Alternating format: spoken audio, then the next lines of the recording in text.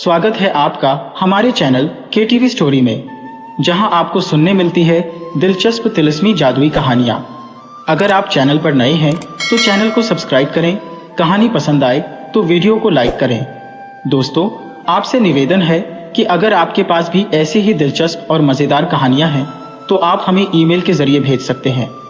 Email का link description box में मिल जाएगा। आप सभी का बहुत बहुत धन्यवाद। तो चलिए शुरू करते हैं आज की कहानी। एक राजा की एक बेटी थी जो बहुत ही सुंदर थी, पर बहुत घमंडी और बदमिजाज थी। उसे कोई भी व्यक्ति पसंद नहीं आता था। राजा उसका विवाह करना चाहता था, पर वह घमंडी लड़की हर लड़के में कोई न कोई कमी निकालकर उसके विवाह के प्रस्ताव को ठुकरा देती थी। उसकी बदमिजाजी से राजा बहुत परेशान था। उसने एक बार अपनी बेटी के लिए स्वयंवर रचाने का इंतजाम किया और दूर दूर के विवाह इच्छुक नौजवानों को इस स्वयंवर के लिए आमंत्रित किया। इन सभी नौजवानों को उसने उनकी हैसियत के हिसाब से उनके स्थानों पर बैठाया। इसके बाद उसने अपनी बेटी को उन राजाओं और राजकुमारों की सभा में बुलवाया ताकि वह अपनी इच्छा से किसी को भी अपना पति चुने। पर राजा को तब अत्यंत दुख हुआ जब उसकी लड़की ने हर एक उम्मीदवार में कमियां निकालनी शुरू कर दी। उसके लिए कोई बहुत मोटा था तो कोई बहुत पतला, कोई बहुत लंबा था तो कोई बहुत छोटा, किसी की शक्ल मरीज की तरह पीली थी तो किसी की तरबूज की तरह लाल। इस तरह उस लड़की ने हर युवक में कोई ना कोई कमी निकालकर उन सभी से विवाह करने से इनकार कर दिया। एक नुकीली ठुड्डी वाले राजा का तो उसने काफी अपमान किया। वह लड़की उस राजा को देखकर बोली, इस राजा की ठुड्डी तो देखो, जैसे बतख की चोंच। इस घटना के बाद से उस राजा का नाम नुकीली ठुड्डी वाला राजा पड़ गया। राजा ने जब अपनी बेटी को सभा में आए हुए राजाओं और राजकुमारों का अपमान करते देखा तो वह गुस्से से लाल पीला हो गया और बोला, इस लड़की ने सभा में आए हुए मेहमानों का बहुत निरादर किया है, इसलिए अब इसे उस भिखारी से विवाह करना पड़ेगा जो भीख मांगने के लिए मेरे दरवाजे पर आएगा। इसके बाद उसने इस घटना के लिए सभी राजाओं और राजकुमारों से क्षमा मांगी और आदर सहित उन्हें विदा किया। कुछ दिनों बाद एक भिखारी गायक राजा के महल के सामने गाना गाकर भीख मांगने आया। जैसे ही राजा ने उसका गाना सुना, उस भिखारी को अपने महल में बुलवाया। वह मैले कुचैले कपड़ों वाला भिखारी जब महल में पहुंचा तो राजा बोला, मुझे तुम्हारा गाना बहुत ही पसंद आया। मैं तुम्हें इसके बदले अपनी बेटी उपहार में देता हूं। आज से तुम ही मेरी बेटी के पति हो। राजा की बेटी यह सब सुनकर हक्की बक्की रह गई और विवाह से इनकार करने लगी। पर राजा बोला, मैंने तेरे स्वयंवर वाले दिन कसम खाई थी कि मैं तेरा विवाह अपने दरवाजे पर आने वाले पहले भिखारी से करूंगा। आज मैं अपनी उसी कसम को पूरा कर रहा हूं। राजकुमारी का रोना धोना राजा के निश्चय को नहीं बदल सका। राजा ने उसी समय राजपुरोहित को बुलवाकर अपनी बेटी का विवाह उसी भिखारी गायक के साथ कर दिया। शादी के बाद राजा अपनी बेटी से बोला, अब तुम मेरी बेटी नहीं, एक भिखारी की पत्नी हो और भिखारी की पत्नी इस महल में नहीं रह सकती। अब तुम्हें अपने पति के साथ ही जाना होगा। राजकुमारी को राजा की आज्ञा के अनुसार अपने पिता के महल को छोड़कर अपने भिखारी पति के साथ जाना पड़ा। उसे अपने पति के साथ पैदल ही चलना पड़ा, क्योंकि राजा ने अपनी बेटी को कोई भी रथ या घोड़ा गाड़ी देने से इनकार कर दिया। जब भिखारी पति के साथ वह एक जंगल से गुजर रही थी तो उस राजकुमारी ने धीरे से पूछा, यह इतना सुंदर जंगल किसका है? यह जंगल नुकीली ठुड्डी वाले राजा का है। अगर तुम उससे शादी कर लेती तो यह सुंदर जंगल आज तुम्हारा होता। लड़की मन ही मन पछताने लगी और बोली, काश मैंने उस नुकीली ठुड्डी वाले राजा से शादी कर ली होती। जंगल से निकलकर दोनों एक बड़ी सी नगरी से गुजरने लगे तो राजकुमारी ने भिखारी पति से फिर पूछा, यह सुंदर सा नगर किसका है? पति ने जवाब दिया, नुकीली ठुड्डी वाले राजा का। राजकुमारी ने एक गहरी सांस भरी और बोली, काश मैं उसी राजा से शादी कर लेती। भिखारी ने जब उसे फिर यह कहते सुना तो बोला, मुझे यह बिल्कुल पसंद नहीं है कि तुम मेरी पत्नी होने के बाद भी किसी दूसरे आदमी के बारे में सोचो। आखिर में वे दोनों एक छोटे से कच्चे घर के पास पहुंचे। भिखारी पति बोला, यही हमारा छोटा सा घर है, इसी में हम एक साथ रहेंगे। वह घर इतना छोटा था कि दो आदमी मुश्किल से रह सकते थे। उसके दरवाजे इतने छोटे थे कि उसमें झुककर जाना पड़ता था। लड़की ये सब देखकर बहुत दुखी हो रही थी। उसने अपने भिखारी पति से पूछा, यहाँ के नौकर चाकर कहाँ है? भिखारी राजकुमारी का यह प्रश्न सुनकर बोला, कैसे नौकर चाकर? यहाँ तो सारा काम तुम्हें खुद ही करना पड़ेगा। अब तुम उठो और चूल्हा जलाकर कुछ भोजन आदि का प्रबंध करो। मुझे बड़ी भूख लग रही है। राजा की लड़की को क्या पता चूल्हे चौकी का। वह यह सब सुनकर रोने लगी, क्योंकि उसे तो कुछ काम करना नहीं आता था। अब उस भिखारी को ही दोनों के लिए खाने को कुछ पकाना पड़ा। राजकुमारी भिखारी का बनाया हुआ रूखा सूखा खाना पाकर गंदे और सख्त बिस्तर पर लेट गई। उस बिस्तर पर उसे नींद नहीं आ रही थी।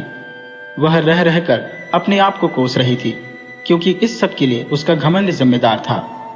अगले दिन उसके पति ने उसे सुबह तड़के ही जगा दिया कि वह जंगल से कुछ लकड़ियां चुनकर लाए।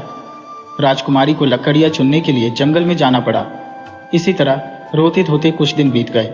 घर में जो थोड़ा बहुत खाने का सामान था वह भी खत्म होने लगा। तब भिखारी पत्नी से बोला, देखो, ऐसे हाथ पर हाथ धरे बैठे रहने से काम नहीं चलेगा। हम दोनों को कुछ काम करना पड़ेगा। मैं भीख मांगना नहीं चाहता, क्योंकि एक राजकुमारी मेरी पत्नी है।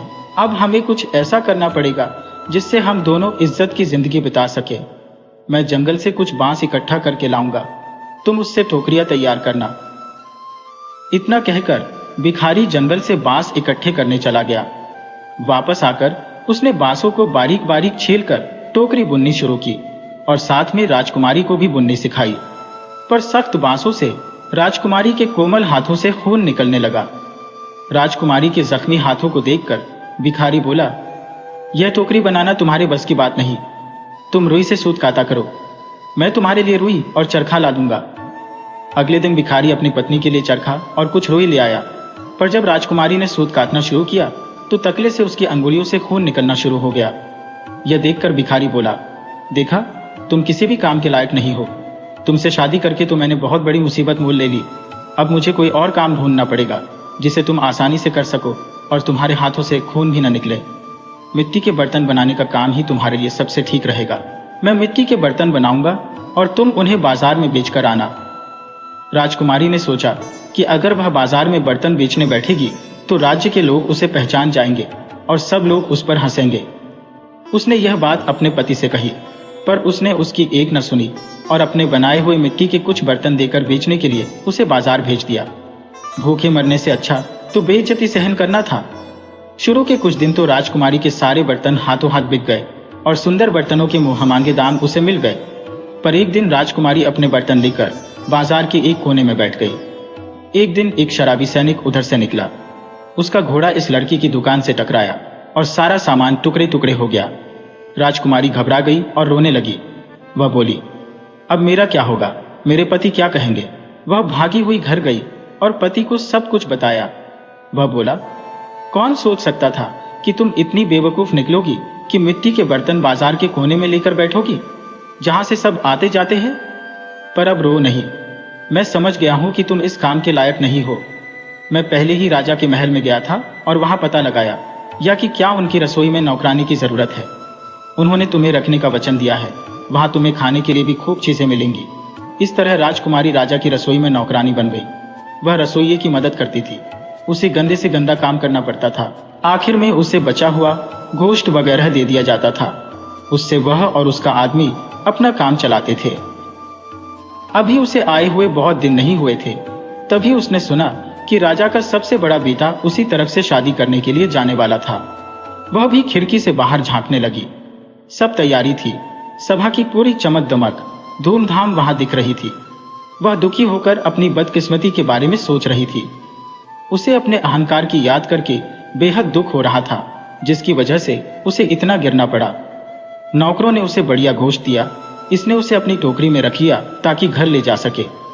जब वह बाहर निकल रही थी तभी अचानक राजा का पुत्र मखमली और रेशमी वस्त्र पहने, गले में सोने की जंजीर डाले हुए वहां आया। जब उसने उस खूबसूरत महिला को दरवाजे के पास खड़ा देखा तो उसने उसका हाथ पकड़ लिया और उसके साथ नृत्य करने के लिए कहने लगा। लेकिन उसने इनकार कर दिया और डर गई, क्योंकि उसने देखा कि वह नुकीली ठुड्डी वाला राजा ही था, वह प्रेमी जिसे उसने घृणा के साथ अस्वीकार कर दिया था। उसने अपने आप को छुड़ाने की बहुत कोशिश की, परंतु वह उसे हॉल में खींच कर ले गया। उसकी जेब में बंधी डोरी टूट गई और बर्तन फर्श पर गिर पड़े। सूप इधर उधर बिखर गया। लोगों ने यह देखा तो सभी हंस पड़े और उसका मजाक उड़ाया। वह शर्म से जमीन में घड़ी जा रही थी।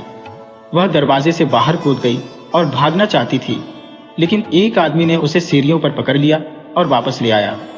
और जब उसने उसकी ओर देखा तो वह फिर से नुकीली ठुड्डी वाला राजा था।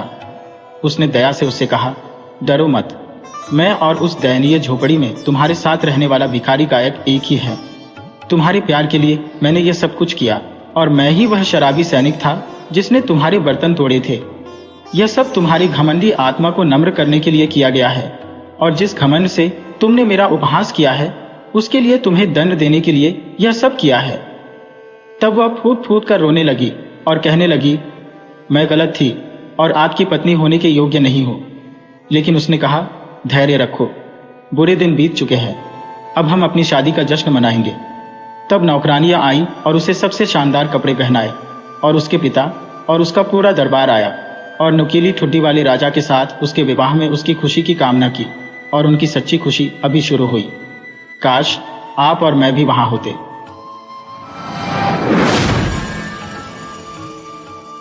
एक बार यूरोप में बहुत जोर से बर्फ पड़ रही थी और बहुत तेज ठंडी हवाएं चल रही थी।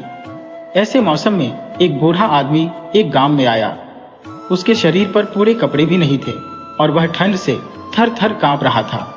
वह हर घर के दरवाजे पर जाकर यह आवाज लगा रहा था, कोई मेहरबान है जो इस भूखे और सर्दी से ठिठुरते भिखारी को कुछ खाने को दे दे। पर सभी दरवाजे बंद थे, सभी खिड़कियां बंद थी, कोई भी उस बूढ़े की पुकार नहीं सुन रहा था।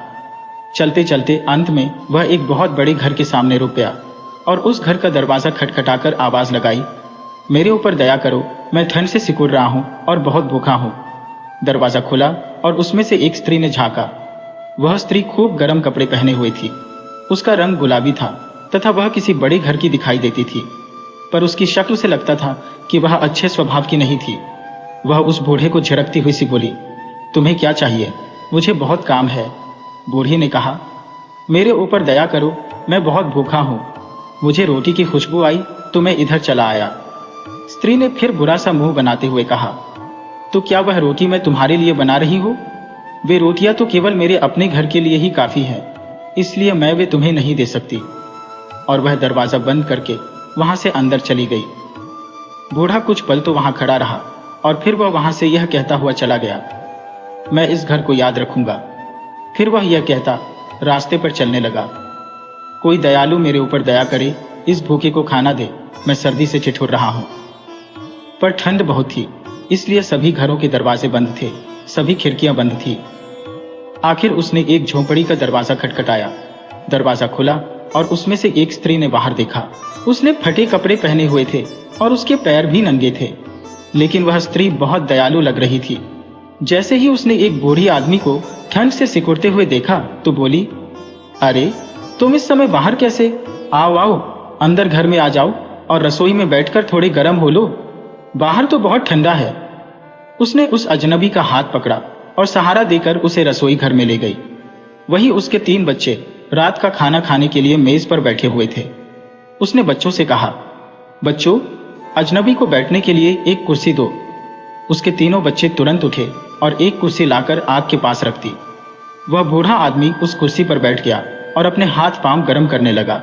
फिर बोला, मैं बहुत भूखा हूं, मुझे रोटी की खुशबू आई तो मैं इधर चला आया। स्त्री ने एक लंबी सांस लेकर कहा, अफसोस, मेरे पास यही एक रोटी है। अगर यह रोटी खत्म हो गई तो हमारे घर में और कुछ खाने को नहीं है। बूढ़े आदमी ने फिर कहा, मैं बहुत भूखा हूं, मैंने कल रात भी खाना नहीं खाया और न सुबह नाश्ता किया। वह स्त्री जोर से अपने बच्चों से बोली, बच्चों, तुम लोग सुन रहे हो, ये बूढ़ा हमसे भी ज्यादा भूखा है।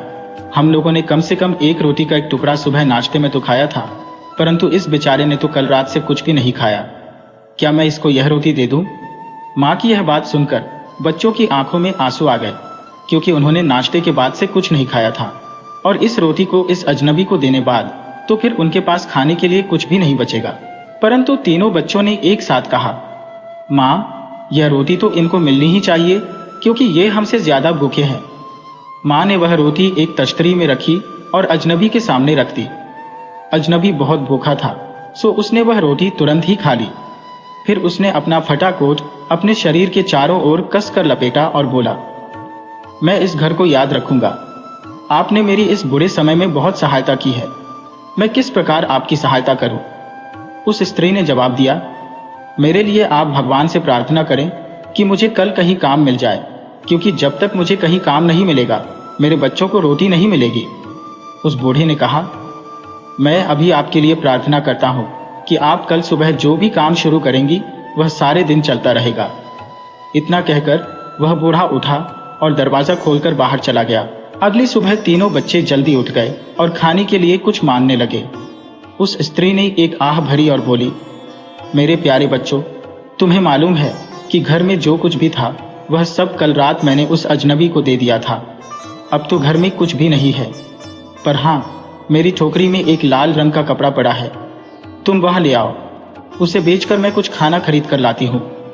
तीनों बच्चे एक साथ बोले, पर वह तो आपके नए कोट का कपड़ा है माँ, और आपके लिए इस ठंड में कोट बहुत जरूरी है। माँ बोली, कोई बात नहीं बच्चों, तुम चिंता न करो। अभी तो तुम लोग नापने के लिए गज ले आओ ताकि यह पता चल सके कि वह है कितना। एक बच्चा उठा और कपड़ा और गज दोनों ले आया और उस स्त्री ने उस कपड़े को नापना शुरू किया। 1 गज, 2 गज, 3 गज, 4 गज, यह क्या? यह कपड़ा तो खत्म होने पर ही नहीं आ रहा, और मुझे अच्छी तरह याद है कि यह कपड़ा 3 गज से ज्यादा नहीं था। अभी कितना और है? 5, 6, 7, 8 गज। यह क्या हो रहा है? 9, 10, 11, 12 गज। हे भगवान, हम पर दया करो, यह कपड़ा तो खत्म ही नहीं हो रहा। 13 गज, 14 गज। ऐसा लग रहा था कि जैसे वह कपड़ा अनगिनत गज लंबा हो गया हो और खत्म होने पर ही न आ रहा हो। उसने सुबह यह काम शुरू किया था और दोपहर तक उसका वह छोटा सा कमरा उस लाल कपड़े के ढेर से भर गया। बच्चे खुशी से बाहर भागे और पड़ोसियों को खबर दी। पड़ोसी भी इस जादू को देखने आए और कपड़े के ढेर को देखकर आश्चर्य से बोले, अरे, तुम्हें इतना कपड़ा कहां से मिला? स्त्री ने कोई जवाब नहीं दिया और उसके हाथ कपड़ा नापते रहे और नापते रहे, और यह काम सूरज डूबने तक चलता रहा और चलता रहा। उस समय तक उसकी छोटी सी झोंपड़ी उस खूबसूरत लाल कपड़े से भरी पड़ी थी। अब वे लोग गरीब नहीं रहे। उस लाल कपड़े को बेचकर उन्होंने बहुत धन कमाया। ऐसी बातें छिपी नहीं रहती। यह खबर उस बुरे स्वभाव वाली स्त्री के पास भी पहुंची, जिसने उस बूढ़े को उस रात दुत्कार कर भगा दिया था। उसने सोचा, ओह, लगता है वह बूढ़ा आदमी कोई जादूगर था। अगर मैं उसे उस दिन न भगा देती तो वह मुझसे भी यही कहता कि कल सुबह तुम जो काम भी शुरू करोगी वह सारा दिन चलता रहेगा। अगर अब की बार वह इधर आया तो मैं उसे जितनी रोटी की जरूरत होगी उतनी दे दूंगी, और फिर मैं देखती हूँ कि गांव में सबसे अमीर कौन होता है। अब उसके दरवाजे और खिड़कियां हमेशा खुली रहती और वह भी सड़क पर हर आने जाने वाले पर नजर रखती। ठंड अभी भी बहुत थी, पर धन के लोभ में वह अब अपने घर के दरवाजे खिड़कियां बंद ही नहीं करती थी। आखिरकार एक शाम उसको उस बूढ़ी की आवाज सुनाई दी, कोई दयालु है जो मेरे ऊपर दया करे, इस भूखे और सर्दी से ठिठुरते भिखारी को खाना दे। वह स्त्री तो इस ताक में ही बैठी थी कि कब वह भिखारी आए और कब वह उसको खाना खिलाए। सो जैसे ही उसने उस भिखारी की आवाज सुनी, उसने तुरंत ही उसको बुलाया और कहा, आओ आओ, अंदर आ जाओ, इसे अपना ही घर समझो। ये लो, इस कुर्सी पर बैठो और एक प्याला चाय पीकर थोड़ा गर्म हो लो। बोलो, मैं तुम्हारी क्या सेवा कर सकती हूँ? वह बूढ़ा कुर्सी पर बैठ गया और चाय पीता हुआ बोला, मैं बहुत भूखा हूँ, रोटी की खुशबू आई तो इधर चला आया। अरे, तुम भूखे हो? यह लो रोटी, सब्जी, दाल, चटनी आदि, और जितना चाहे उतना खाओ। चाहे मैं भूखी रह जाऊं, परंतु मैं तुम्हें रोटी जरूर खिलाऊंगी। उस रात बूढ़ी ने बहुत अच्छा खाना खाया। खाना खाकर वह बोला, बहुत बहुत धन्यवाद, मैं इस घर को याद रखूंगा। स्त्री ने उत्सुकता से कहा, और क्या? बूढ़ा मुस्कुराकर बोला, मैं भगवान से प्रार्थना करता हूं कि जो भी काम तुम कल सुबह शुरू करो वह सारा दिन चले। यह कहकर वह बूढ़ा चला गया। जब वह बूढ़ा चला गया तो वह स्त्री खुशी से चीख पड़ी, ओह, अब मैं क्या करूं? हाँ, मैं कल सुबह से पैसे गिनना शुरू करती हूँ ताकि मेरा वह काम शाम तक चलता रहे। पर मैं इतने सारे पैसे रखूंगी कहाँ? मुझे उनको रखने के लिए पहले से ही कुछ थैले बना लेने चाहिए। मैं कुछ कपड़ा काट लूं, रात भर में मैं उस कपड़े से कुछ थैले सिल लूंगी और सुबह तक वे मेरे पैसे रखने के लिए तैयार हो जाएंगे। उसने एक कैंची ली और कुछ कपड़ा पास में रख लिया और थैले बनाने लगी। वह रात भर इसी काम में लगी रही। पहले वह थैले का कपड़ा काटती और फिर उसको सिलती। ये सब करते करते कब सुबह हो गई उसको पता ही नहीं चला। एकाएक उसको लगा कि उसकी कैंची तो रुक ही नहीं रही थी। वह उसे रख भी नहीं पा रही थी, बल्कि एक प्रकार से कैंची उसके हाथ से कह रही थी कि मुझे चलाओ, ये महसूस होते ही वह तो घबरा गई। ओह, ये क्या हो रहा है? ये तो मेजपोश कटा जा रहा है। कैंची, रुक जाओ। पर कैंची थी कि रुकने का नाम ही नहीं ले रही थी। वह तो बस कपड़ा काटती ही जा रही थी, काटती ही जा रही थी। वह स्त्री घबराहट में चिल्लाई, ओ कैंची, रुक जाओ। अरे, मेरी कुर्सी की गद्दियां, पर्दे, चादर सभी कट गए हैं। अरे कालीन भी, तकिए के गिलाफ भी। हे भगवान, अब मैं क्या करूं? पर कैंची थी कि रुकने का नाम ही नहीं ले रही थी और घर में जो कुछ भी था वह सब काटती जा रही थी। इतने में ऊपर से उसका पति आया तो कैंची ने उसका कोट भी काटना शुरू कर दिया। वह अपनी पत्नी पर चिल्लाया, यह सब तुम क्या कर रही हो? ये मेरा कोट क्यों काट रही हो? रखो कैंची नीचे। स्त्री रोती सी बोली, मैं नहीं रख सकती, मुझसे ये कैंची रखी ही नहीं जा रही। खच खच खच। अब कैंची उसके पति की कमीज काट रही थी, फिर मोजे, फिर जूते। सुबह, दोपहर, शाम कैंची चलती रही और चलती रही और जब तक चलती रही जब तक रात नहीं हो गई। और घर में जब सब कुछ कट गया तब कहीं जाकर वह कैंची रुकी। दूर कहीं से उस स्त्री ने आवाज सुनी। कोई बूढ़ा आवाज लगा रहा था, कोई दयालु मेरे ऊपर दया करे, इस भूखे को खाना दे, मैं सर्दी से ठिठुर रहा हूं। एक बार की बात है कि यूरोप में एक स्त्री रहती थी। उसके 3 बेटियां थी। उसकी पहली बेटी की दोनों आंखों में भींगापन था, फिर भी उसकी मां उसे बहुत प्यार करती थी क्योंकि उसकी अपनी दोनों आंखें भी भींगी थी। उसकी दूसरी बेटी का एक कंधा ऊंचा और एक कंधा नीचा था और भौहों के बाल धुएं की कालिख जैसे काले थे। फिर भी उसकी मां उसको उतना ही प्यार करती थी जितना कि वह अपनी पहली बेटी को करती थी, क्योंकि उसका अपना भी एक कंधा ऊंचा और एक कंधा नीचा था और भौहों के बाल धुएं की कालिख जैसे काले थे। पर उसकी सबसे छोटी बेटी पके सेब की तरह सुंदर थी। उसके रेशम से मुलायम बाल सोने के रंग जैसे थे, परंतु उसकी मां उसे बिल्कुल भी नहीं चाहती थी, क्योंकि न तो वह खुद ही बिल्कुल सुंदर थी और न ही उसके अपने बाल ही सुनहरे थे। उस स्त्री की दोनों बड़ी बेटियां रोज सुबह शाम बहुत बढ़िया कपड़े पहनती थी और सारा दिन बाहर धूप में बैठी रहती थी, जबकि क्रिस्टीन, उसकी सबसे छोटी वाली लड़की, बहुत ही घटिया कपड़े पहनती थी। इसके अलावा वह घर में काम भी बहुत करती थी। वह बतखों को रोज सुबह पहाड़ी तक ले जाती थी ताकि वह हरी हरी घास खाकर मोटी हो जाए और फिर शाम को उनको घर वापस लाती थी। दोनों बड़ी बहनों को सफेद रोटी और मक्खन खाने को मिलता था और बढ़िया दूध पीने को मिलता था, मगर क्रिस्टीन को सूखी डबल रोटी के टुकड़े ही खाने को मिलते थे। एक बार क्रिस्टीन अपनी बतखें लेकर पहाड़ी की ओर चली जा रही थी। उसके हाथों में उसकी बुनाई थी। वह धूल भरे रास्ते पर कूदती फांदती चलती जा रही थी कि एक पुल के पास आई जो एक नाले पर बना हुआ था। वहां उसने एक लाल रंग की टोपी देखी जो एक पेड़ की डाल से झूल रही थी। उसके ऊपर चांदी की एक घंटी भी लगी थी। वह टोपी क्रिस्टीन को बहुत अच्छी लगी। वह सोचने लगी कि वह उसको ले ले, क्योंकि ऐसी टोपी उसने पहले कभी नहीं देखी थी। सो उसने वह टोपी उतार कर अपनी जेब में रख ली और बतखों के साथ आगे बढ़ चली कि उसने एक आवाज सुनी, क्रिस्टीन, क्रिस्टीन। उसने इधर उधर देखा तो उसे एक अजीब सा काला आदमी दिखाई दिया। उसका सिर तो बंद गोभी जितना बड़ा था और टांगे नन्ही मूली जैसी थी। क्रिस्टीन ने उससे पूछा, तुम्हें क्या चाहिए? वह आदमी अब तक उसके पास तक आ गया था और अपनी टोपी वापस मांग रहा था, क्योंकि उस टोपी के बिना वह पहाड़ी पर अपने घर वापस नहीं जा सकता था। वह आदमी वहीं रहता था, मगर फिर उसकी यह टोपी यहाँ पैर पर कैसे लटकी रह गई, यह उसकी समझ में नहीं आया। क्रिस्टीन ने सोचा कि टोपी उसको वापस देने से पहले उस आदमी का नाम तो उसे उस आदमी से मालूम कर ही लेना चाहिए। असल में वह आदमी वहां उस नाले में मछलियां पकड़ रहा था कि हवा से उसकी टोपी नाले में गिर गई थी और उसने उसे पेड़ पर सूखने के लिए डाल दिया था। अब क्या क्रिस्टीन वह टोपी उसे दे देगी?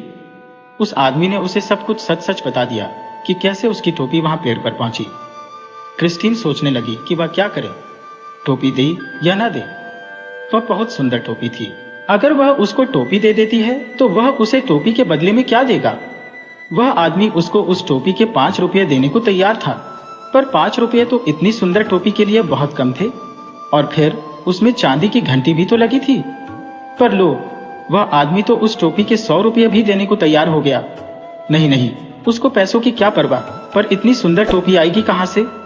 उसको तो उसकी टोपी अच्छी लग रही थी। आदमी बोला, देखो क्रिस्टीन, मैं इस टोपी के बदले में तुमको यह देने के लिए तैयार हूं। कहकर उसने अपना खुला हुआ हाथ उसे दिखाया, जिसमें बीन के एक दाने जैसा कुछ था। वह कोयले जैसा काला था। यह तो ठीक है, पर यह है क्या? वह काला आदमी बोला, यह संतोष के सेब का बीज है। इसे तुम अपने घर के पास बो देना।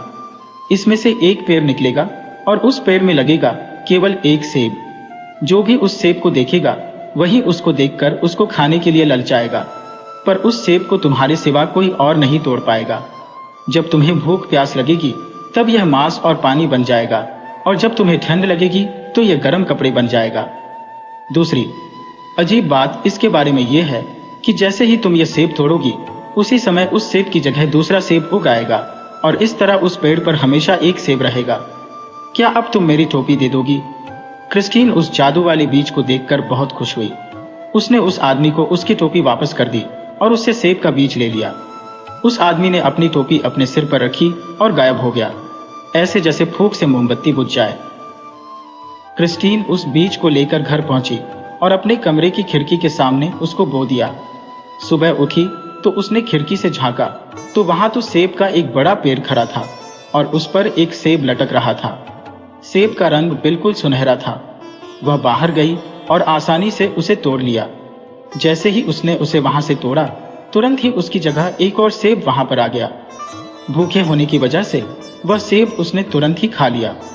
खाने पर उसको लगा कि इतनी अच्छा सेब तो उसने पहले कभी खाया ही नहीं था, क्योंकि उस सेब का स्वाद सेब जैसा नहीं था, बल्कि शहद और दूध से बने केक जैसा था। कुछ देर बाद उसकी सबसे बड़ी बहन बाहर आई और चारों तरफ देखने लगी। उसने वहां एक सेब का पेड़ देखा और उस पेड़ पर लटकता हुआ एक सुनहरा सेब देखा तो उसे बड़ा आश्चर्य हुआ। ये सेब का पेड़ रातों रात यहाँ कहाँ से आ गया? उस पेड़ पर लगे सेब को देखकर उसकी उसी समय उस सेब को खाने की इच्छा हुई। उसे लगा मानो यही इच्छा उसके जीवन की पहली और आखिरी इच्छा थी। उसने सोचा, इसे मैं ही तोड़ लेती हूँ, इसको तोड़ने में क्या है? पर इसे कहना आसान था बजाय करने के। जैसे ही उसने सेब तोड़ने के लिए पेड़ पर चढ़ना शुरू किया तो उसे लगा कि वह सेब तोड़ने नहीं बल्कि चांद पकड़ने जा रही है। वह चढ़ती गई और चढ़ती गई और चढ़ती गई। चढ़ते चढ़ते उसे लगा कि वह चांद भी नहीं बल्कि सूरज को पकड़ने जा रही है। दोनों ही काम आसान थे, पर सेब उससे अभी भी बहुत दूर था। आखिर उसने हिम्मत छोड़ दी। फिर उसकी दूसरी बहन आई और उसकी भी उस सुनहरे सेब पर नजर पड़ी तो उसकी भी उसको लेने की इच्छा होने लगी, पर चाहने और पाने में तो बहुत अंतर है, सो उसको भी वह सेब नहीं मिल पाया। अंत में उसकी माँ आई। उसने भी वह सेब लेना चाहा, पर वह भी सेब नहीं ले पाई।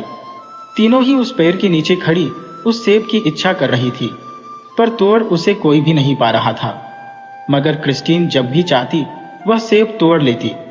जब उसे भूख लगती, पेड़ का सेब उसकी भूख शांत कर देता। जब कभी उसे प्यास लगती तो भी उसके लिए वहां सेब हाजिर था। जब उसे किसी अच्छे कपड़े पहनने की इच्छा होती तो वह भी उसको उस सेब से मिल जाता। अब वह दुनिया की सबसे ज्यादा खुशकिस्मत लड़की थी। एक दिन एक राजा उधर से अपने आदमियों के साथ गुजर रहा था कि उसने भी उस पेड़ से लटका हुआ वह सुनहरा सेब देखा। उसको देखते ही उसके मन में भी उस सेब को खाने की इच्छा जाग उठी। उसने अपने एक नौकर को बुलाया और कहा कि वह उस सेब को कुछ सोने के सिक्कों के बदले में खरीद लाए। नौकर उस घर की ओर गया और उस घर का दरवाजा खटखटाया। माँ ने दरवाजा खोला और पूछा, क्या बात है, तुम्हें क्या चाहिए? नौकर बोला, कोई खास चीज तो नहीं, बाहर एक राजा है, वह यह जानना चाहते हैं कि उनको यह सेब इतने सोने के बदले में मिल सकता है या नहीं। माँ बोली, हाँ हाँ क्यों नहीं। नौकर ने उसको वह सोना दे दिया और वह सेब तोड़ने चल दिया। वह चढ़ा और चढ़कर उसने डाल हिलाए, मगर कोई फायदा नहीं हुआ। वह पेड़ पर भी चढ़ा, पर फिर भी वह वहां तक नहीं पहुंच सका और वह सेब नहीं तोड़ सका। नौकर राजा के पास वापस गया और बोला, उस स्त्री ने वह सेब मुझे बेच तो दिया है, मगर वह तो तारों से भी दूर लगता है, हाथ में ही नहीं आता। राजा ने एक और आदमी भेजा। वह आदमी मजबूत और लंबा था, मगर काफी कोशिशों के बाद वह भी उस सेब को नहीं तोड़ पाया, सो वह भी राजा के पास खाली हाथ वापस लौट आया। अब राजा खुद गया, पर उसको भी वह सेब नहीं मिला और वह भी उसकी सुगंध मन में बसाए वापस चला गया। घर आने के बाद भी राजा के मन से उस सेब को खाने की इच्छा नहीं निकली। वह उसी की बात करता, उसी के सपने देखता। जितना वह उससे दूर होता जाता, उतनी ही उसको पाने की इच्छा बढ़ती जाती। आखिर वह उदास रहने लगा और एक दिन बीमार पड़ गया। फिर एक दिन उसने एक अक्लमंद आदमी को बुलाया और उससे वह सेब लाने के लिए कहा। उसने राजा को आकर बताया कि जिस स्त्री ने आपके नौकर को वह सेब बेचा था, उस सेब को उस स्त्री की केवल एक लड़की ही तोड़ सकती थी, क्योंकि वह उसी लड़की का पेड़ था। यह सुनकर राजा अपने आदमियों के साथ वहां गया और क्रिस्टीन के घर पहुंचा। वहां उसे केवल उसकी माँ और दोनों बड़ी बहनें ही मिली, क्योंकि क्रिस्टीन तो बतखे लेकर पहाड़ी पर गई हुई थी। राजा ने अपना टोप उतारकर झुककर उनकी माँ को नमस्कार किया। उस अक्लमंद आदमी ने क्रिस्टीन की माँ से पूछा, वह आपकी कौन सी लड़की है जिसका यह पेड़ है? राजा ने सोच रखा था कि अगर वह उस स्त्री की सबसे बड़ी वाली लड़की हुई तो सेब लेने के बाद वह उसे घर ले जाएगा और उससे शादी कर लेगा और अपनी रानी बना लेगा। इस काम में वह देर नहीं करेगा। स्त्री बोली, लेकिन क्या वह लड़की आपके और आपके सभी आदमियों के सामने उस पेड़ पर चढ़ेगी? नहीं नहीं, आप ऐसा कीजिए कि अभी तो आप अपने घर जाइए और वह लड़की सेब आपको बाद में आकर दे जाएगी। राजा बोला, ठीक है, मगर सेब जरा जल्दी भिजवाना। जैसे ही राजा गया वैसे ही उसने क्रिस्टीन को बुलाया और कहा, राजा ने यह सेब मंगवाया है, तुम यह सेब तोड़कर अपनी बड़ी बहन को दे दो। वह यह सेब लेकर राजा के पास चली जाएगी। अगर तुमने ऐसा नहीं किया तो मैं तुम्हें कुएं में फेंक दूंगी। क्रिस्टीन ने वह फल तोड़कर अपनी बड़ी बहन को दे दिया। उसकी बहन ने उस सेब को एक रुमाल में लपेटा और उसको लेकर राजा के पास चल दी। वह बहुत खुश थी। खट खट खट, वह दरवाजे पर सेब लिए खड़ी थी। उसको तुरंत ही अंदर बुला लिया गया। जैसे ही वह राजा के सामने आई और उसने सेब देखने के लिए अपना रुमाल खोला तो मानो या न मानो उसमें सेब तो नहीं था, बल्कि उसमें सेब की जगह एक गोल पत्थर रखा हुआ था। जब राजा ने देखा कि वह उसके लिए सेब नहीं पत्थर लेकर आई है तो उसको बहुत गुस्सा आया और उसने उसे घर से बाहर निकाल दिया। राजा ने फिर अपना एक आदमी भेजा। उसने जाकर उन लड़कियों की मां से पूछा, क्या तुम्हारी कोई और लड़की भी है? हाँ है। तुम घर चलो, वह अभी तुम्हारे लिए सेब तोड़कर लाती है। नौकर के जाने के बाद उसने फिर क्रिस्टीन को बुलाया और अपनी दूसरी बहन के लिए सेब तोड़ने के लिए कहा। क्रिस्टीन ने फिर एक सेब तोड़ा और अपनी दूसरी बहन को दे दिया। वह भी जब राजा के पास पहुंची और उसको सेब देने के लिए अपना रुमाल खोला तो उसमें बजाय सेब की एक मुट्ठी कीचड़ निकली। राजा ने उसको भी अपने महल से भगा दिया। नौकर फिर उनके घर आया और उनकी मां से पूछा, क्या तुम्हारे और भी कोई लड़की है? हाँ है तो, मगर वह तो किसी काम की नहीं है, उसको तो केवल बतखों को पालने का काम आता है। कोई बात नहीं, पर कहाँ है वह तो बतखों को लेकर पहाड़ी पर गई है। उस लड़की को बुलाया गया। कुछ देर बाद वह आई तो नौकर ने उससे पूछा, क्या तुम राजा के लिए एक सेब तोड़ सकती हो?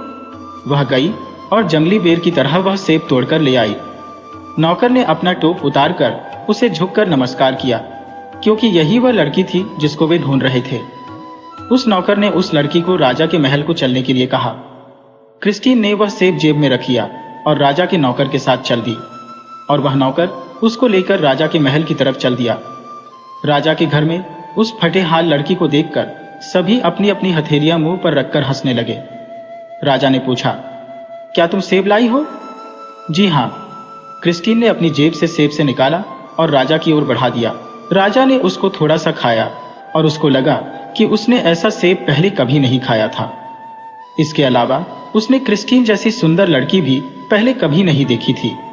ऐसा इसलिए था क्योंकि उसने संतोष का सेब खाया था। राजा और क्रिस्टीन की शादी हो गई। उसकी माँ और बहनें भी वहां आई थी।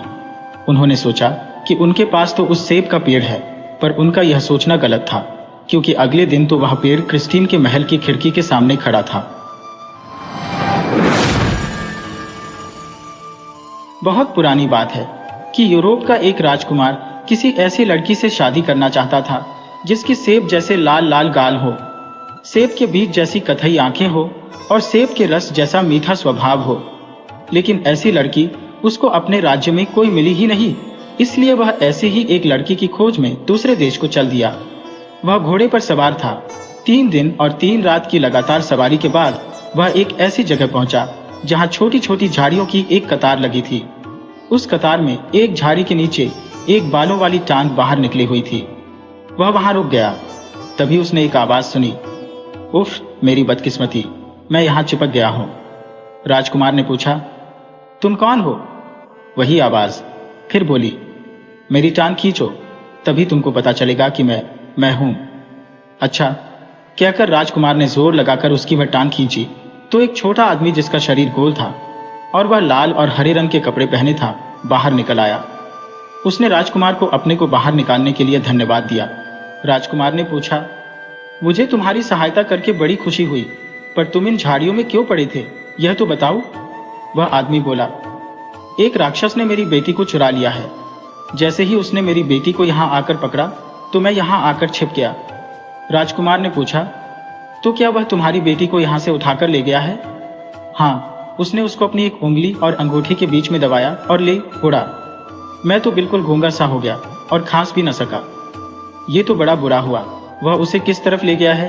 वह उसे भूखे कुत्ते, थकी हुई जादूगरनी और खाई के पार बने दरवाजे के उस पार ले गया है। ऐसा उस छोटे आदमी ने राजकुमार को बताया। राजकुमार ने दोहराया, भूखे कुत्ते, थकी हुई जादूगरनी और खाई के पार बने दरवाजे के उस पार मैं तुरंत ही जाता हूँ और तुम्हारी बेटी को लेकर आता हूँ। मगर वह देखने में है कैसी? उस आदमी ने जवाब दिया, गाल उसके सेब जैसे लाल हैं, आंखें उसकी सेब के बीज जैसी कथई है और स्वभाव उसका सेब के रस जैसा मीठा है।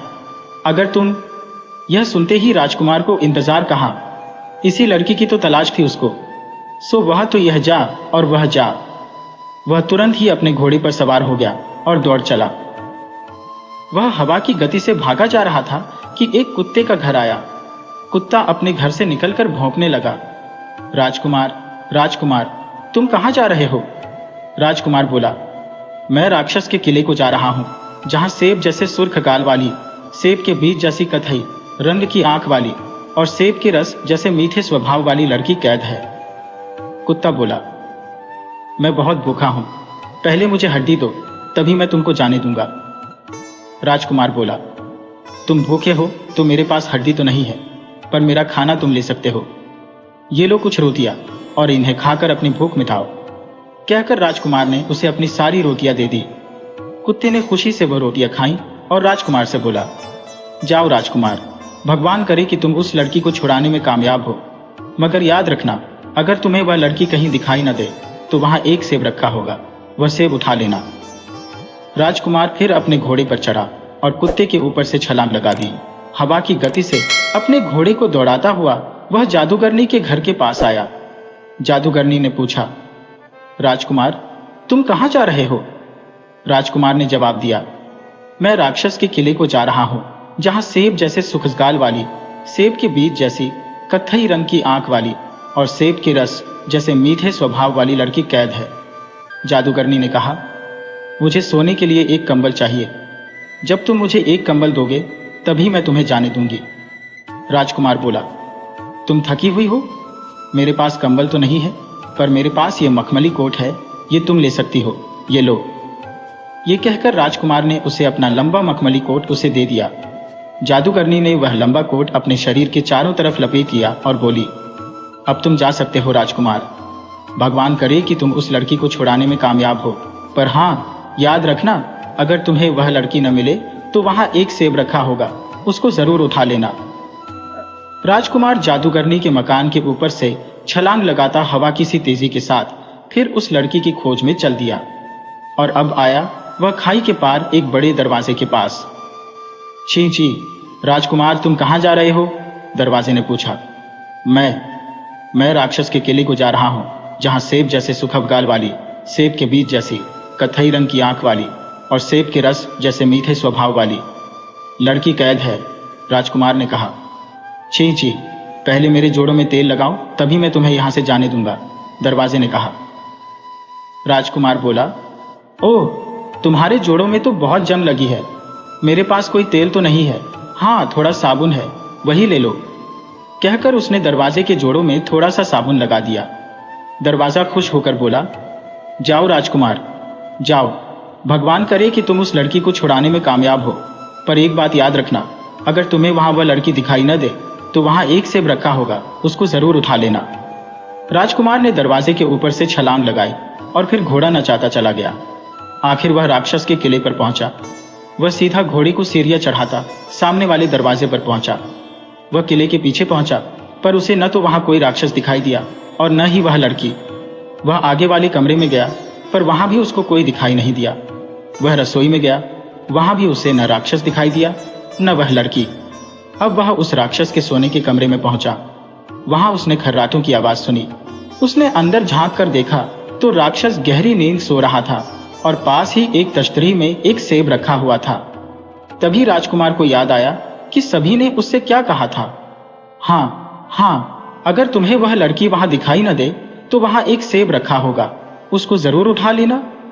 सो उसने हाथ बढ़ाकर वह सेब उठा लेना चाहा, पर उसके छूने से पहले ही वह सेब एक लड़की में बदल गया, जिसके गाल सेब की तरह सुर्ख थे और आंखें सेब के बीजों की तरह कत्थई रंग की थी। लड़की ने रोकर कहा, राजकुमार, मुझे बचा लो। राजकुमार बोला, आओ चलें, मेरा घोड़ा नीचे खड़ा है। और वे दोनों वहां से भाग लिए। राजकुमार ने लड़की को घोड़े पर बिठाया और दौड़ चला। तभी राक्षस की आंख खुल गई। वह वहीं से चिल्लाया, दरवाजे, दरवाजे, रोको उसे। दरवाजा बोला, मैं नहीं रोकूंगा उसको, उसने मेरे जोड़ों में साबुन लगाया है। राजकुमार, तुम जाओ। और राजकुमार उस लड़की को लेकर दरवाजे के ऊपर से निकल गया। अब राक्षस उनके पीछे भागा और चिल्लाया, जादूगरनी, जादूगरनी, उसे रोको, देखो वह जाने ना पाए। जादूगरनी बोली, मैं नहीं रोकूंगी उसे, उसने मुझे सोने के लिए मखमली कोट दिया है। राजकुमार, तुम जाओ, भाग जाओ यहां से। और राजकुमार अपना घोड़ा दौड़ाता हुआ वहां से चला गया। राक्षस अपनी पूरी गति से भाग रहा था। वह फिर चिल्लाकर बोला, ओ कुत्ते, रोक ले उसको, जाने नहीं देना। कुत्ता बोला, मैं नहीं रोकूंगा उसको, उसने मुझे खाना दिया है। जाओ राजकुमार, जाओ। और राजकुमार आगे बढ़ गया। जब राक्षस पीछे से आया तो कुत्ते ने उसके पैर में काट लिया और फिर पकड़ लिया। राजकुमार भागता ही गया और भागता ही गया, जब तक कि वह झाड़ियों की कतार नहीं आ गई जहां उस लड़की का पिता छिपा हुआ था। घोड़े की टाप की आवाज सुनकर वह आदमी फिर से वहीं छिप गया था। राजकुमार ने फिर उसकी टांग पकड़कर उसको बाहर निकाला। असल में वह आदमी घोड़े की टाप की आवाज सुनकर डर गया था और फिर से झाड़ियों में छिप गया था। उसे अपनी बेटी पाकर बड़ी खुशी हुई और राजकुमार के कहने पर उसने अपनी बेटी की शादी राजकुमार से कर दी। राजकुमार को अपनी मनपसंद पत्नी मिल गई थी। वह उसको लेकर खुशी खुशी घर वापस आ गया और उससे शादी करके आराम से रहने लगा।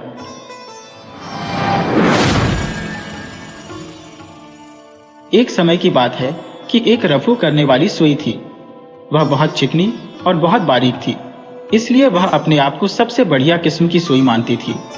जैसे ही उंगलियां उसे सिलाई की टोकरी से निकालती, वह बोलती, मुझे संभाल कर रखना, क्योंकि अगर मैं गिर गई तो मैं फिर नहीं मिलूंगी।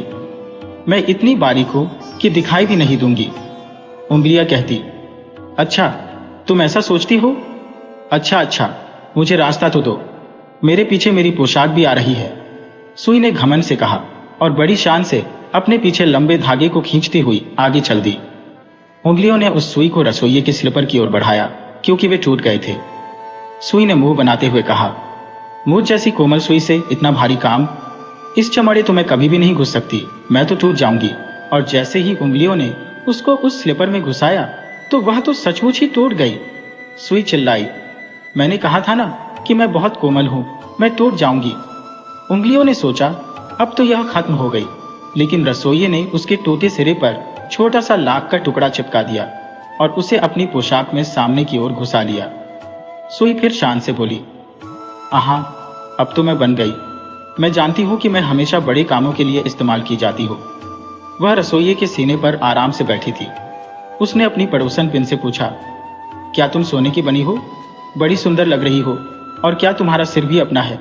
मगर है छोटा सा, शायद कुछ समय बाद बड़ा हो जाए। मुझे मालूम है कि हर एक के सिर पर लाख का मुकुट नहीं होता। और यह कहते कहते वह कुछ और घमंड में भर गई और फिर उसने अपने आप को तान कर खींच लिया। पर यह क्या, जैसे ही उसने अपने आप को खींचा तो वह तो रसोइये की पोशाक से निकलकर रसोई के सिंक में जा गिरी, क्योंकि रसोइया उस समय सिंक साफ कर रहा था। शायद मैं सफर कर रही हो, मुझे अपने ऊपर पूरा भरोसा है कि मैं खोऊंगी नहीं, पर वह तो पहले ही खो चुकी थी। सिंक में से होती हुई वह गटर में पहुंच गई। गटर में पहुंचते ही वह बोली, मैं अच्छी तरह जानती हूं कि मैं इस दुनिया के लिए कुछ जरा ज्यादा ही कोमल हूं। मगर वह घबराई नहीं। बहुत सी चीजें उसके ऊपर से तैरती चली जा रही थी, डंडियां, तिनके, पुराने अखबारों के टुकड़े। अरे ये सब चीजें कैसी तैरती हुई चली जा रही हैं? क्या ये जानती है कि इनके नीचे क्या है? शायद ये नहीं जानती होंगी कि मैं यहाँ बैठी हूँ। उस तिनके को देखो जो बराबर घूमे जा रहा है, घूमे जा रहा है, घूमे जा रहा है। दोस्त, तुम अपने आप पर इतने खुश ना हो। अभी तुम किसी पत्थर से भी टकरा सकते हो और वह अखबार के टुकड़े, उन पर लिखे शब्द तो लोग कब के भुला चुके होंगे, पर अखबार का यह टुकड़ा तो इस तरह फैला हुआ जा रहा है मानो अभी नई ताज़ी खबर लेकर आया हो। मैं तो यहाँ शांति और धीरज से बैठी अच्छी। एक दिन उस सुई ने अपने पास कुछ चमकता हुआ देखा। उसको विश्वास था कि वह हीरा ही होगा, लेकिन असल में वह टूटी हुई शीशी का एक कांच का टुकड़ा था। लेकिन वह क्योंकि बहुत जोर से चमक रहा था, सो सुई अपने आप को उससे बात करने से न रोक सकी। उसने उसको अपना परिचय ब्रूज कहकर दिया और बोली, तुम तो कोई हीरे लगते हो। हाँ, हूँ तो मैं कुछ उसी जाति का। सो दोनों के दिल में एक दूसरे के लिए इज्जत बढ़ गई। उन्होंने आदमियों के बुरे बर्तावों पर बात करनी शुरू की। पहले सुई बोली, एक बार मैं एक भली सी स्त्री की सिलाई की टोकरी में रहती थी। यह स्त्री रसोई बनाती थी। उसके दोनों हाथों में 5-5 उंगलियां थी। वही मेरी देखभाल करती थी। वे कभी मुझे उठाती, कभी मुझे फिर टोकरी में रख देती। कांच के टुकड़े ने पूछा, ये तो बताओ कि वे चमकती भी थी कि नहीं? नहीं, वे चमकती तो नहीं थी, पर वे 5 बहनें थी और उनका पारिवारिक नाम उंगलियां था। वे पास पास सीधी खड़ी रहती थी, लेकिन उन सब की लंबाई एक दूसरे की लंबाई से अलग थी। उनमें से एक का नाम अंगूठा था। वह छोटी और मोटी थी। उसकी कमर में एक ही जोड़ था और वह केवल कमर से ही मुड़ सकती थी, पर फिर भी उसका दावा था कि उसके बिना आदमी बेकार है और बिना उसके वह कभी सिपाही नहीं बन सकता। दूसरी उंगली तर्जनी उंगली थी और वह हमेशा ही दूसरों के कामों में टांग अड़ाती थी और उनकी तरफ इशारा किया करती थी। उसका कहना था कि अगर वह ना हो तो कोई लिख ही नहीं सकता था। बीच की उंगली मध्यमा उंगली थी। वह उन सब उंगलियों में सबसे लंबी थी और इसका उसे बड़ा घमंड था। चौथी थी अनामिका। उसकी कमर में एक छल्ला पड़ा रहता था। तुम सोच सकते हो कि वह उस छल्ले को पहनकर कितनी शानदार लगती होगी। 5वीं, जो सबसे छोटी थी, सुबह से शाम तक कोई काम नहीं करती थी, पर फिर भी वह चाहती थी कि उसकी हर समय प्रशंसा की जाए। मैं तो उससे तंग आ गई थी, इसलिए मैंने उन्हें छोड़ने की ठान ली। मैंने अपने आप को एक सिंक में गिरा लिया और यहाँ आ गई। और यहाँ देखो ना, हम दोनों ही चमक रहे हैं। इसी समय पानी का एक बहाव आया और वह कांच का टुकड़ा सुई की नजरों से ओझल हो गया। अरे, वह तो चला गया। कोई बात नहीं, मैं यहाँ शांति से बैठूंगी, कहकर सुई गहरे विचारों में डूब गई। मैं इतनी सुंदर हूँ कि मुझे तो सूरज की किरण से पैदा होना चाहिए था। मैंने यह अक्सर देखा है कि मैं कहीं भी हूँ, सूरज की किरणें मुझे किसी न किसी तरह ढूंढ ही लेती है, जबकि मेरी माँ मुझे नहीं खोज सकती। एक दिन सड़क से कुछ आदमी गटर में झांक रहे थे। कभी उन्हें कोई पुरानी कील मिल जाती तो कभी कोई खोया हुआ सिक्का। एक बोला, ओह, ये सुई देखो, कितनी गंदी और पुरानी। मैं गंदी और पुरानी नहीं, सुंदर और चिकनी हूँ। सुई ने हालांकि यह बहुत जोर से कहा था, पर किसी ने सुना ही नहीं। उसका लाख का मुकुट कहीं खो गया था और वहां अब उसका काला सिरा निकल आया था। एक लड़का चिल्लाया, वह देखो, अंडे का एक खोल बहता चला आ रहा है। उसने वह सुई ली और उसकी नोक को उस खोल में डालकर उस खोल को उठा लिया। सुई फुसफुसाई, ये सफेद दीवारें मेरे काले शरीर को चमकाने के लिए बहुत ठीक है। मुझे विश्वास है कि मुझे समुद्री बीमारी नहीं होगी, नहीं तो मैं तो टूट ही जाऊंगी। मगर न तो उसे कोई समुद्री बीमारी हुई और न वह टूटी। यही तो फायदा है लोहे के पेट का। अब मैं ठीक हूँ। वही ज्यादा कोमल है जो ज्यादा दिन तक जिंदा रह सकता है। फड़ाक अंडे का खोल चिल्लाकर टूट गया, क्योंकि उसके ऊपर से एक भारी गाड़ी गुजर गई थी। उफ, कितना भारी वजन था इस अंडे के ऊपर। इस वजन से तो मुझे लगता है कि मैं तो बीमार हो जाऊंगी और या फिर टूट जाऊंगी।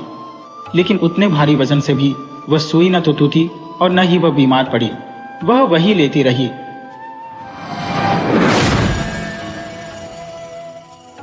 बहुत जोर की ठंड पड़ रही थी। ऐसी सर्दी में कोई भी जीव पहाड़ों पर नहीं रह सकता था। सभी चट्टानों और पेड़ों पर घने कोहरे की परत जमी पड़ी थी। इसलिए पहाड़ों पर रहने वाले सभी जानवर, जंगली बिल्ला, भालू आदि पहाड़ों से नीचे आ गए थे। इन्हीं जानवरों में एक मादा गरुड़ भी थी, जो घाटी में खरगोशों के पास मदद मांगने आ पहुंची।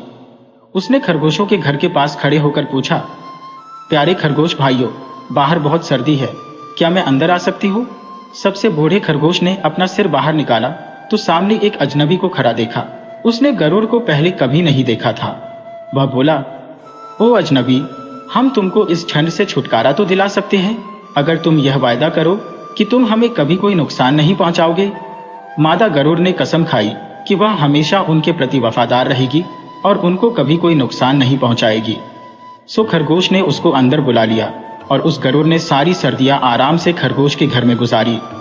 उसी समय एक नर गरुड़ भी पहाड़ों से उतरकर नीचे आया और उसने मुर्गियों के घर के दरवाजे पर खड़े होकर कहा, प्यारी मुर्गियों, बाहर बहुत सर्दी है, क्या मैं सर्दी से बचने के लिए अंदर आ सकता हूँ?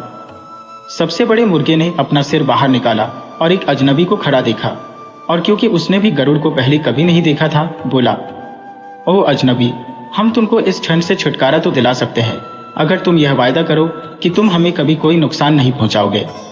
नर गरुड़ ने भी इस बात की कसम खाई कि वह हमेशा उनके प्रति वफादार रहेगा और वह उनको कभी भी कोई भी नुकसान नहीं पहुंचाएगा। सो उस मुर्गे ने उसको अंदर बुला लिया और उस नर गरुड़ ने भी सारी सर्दियां आराम से उन मुर्गों के घर में गुजारी।